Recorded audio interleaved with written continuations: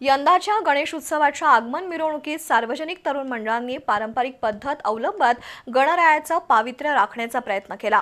राधानगरी तालुक्यातील बहुतांश मंडळांनी डॉल्बी संस्कृतीला फाटा देत पारंपरिक वाद्यांच्या तालावर बाप्पांचं जल्लोषात स्वागत केलं। ढोल, ताशा, झांज, हलगी अशा पारंपरिक वाद्यांच्या निनादानं आणि मोरयाच्या गजरानं वातावरण गणेशमय झालं होतं। ग्रामीण भागामध्ये गेल्या काही वर्षात गणेश आगमनादरम्यान डॉल्बी साऊंड सिस्टीमची मोठी क्रेज होती। मात्र यंदा अनेक मंडळांनी डॉल्बीला स्पष्ट नकार देत सांस्कृतिक वारसा जपण्याचा निर्णय घेतला। मंडळांच्या निर्णयाचं नागरिक, पालक आणि ज्येष्ठ नागरिकांनी मनापासून स्वागत केलं।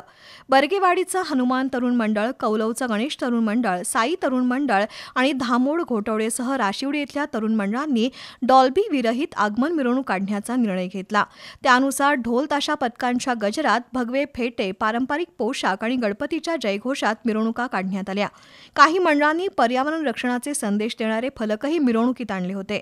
राधानगरी तालुक्यामध्ये बहुतांशी तरुण मंडळांनी राबवलेल्या डॉल्बी मुक्त उपक्रमामुळे पोलीस प्रशासनावरील ताण कमी होऊन मिरवणुका वेळेत आणि शिस्तबद्धरित्या पार पडल्याचं चित्र होतं।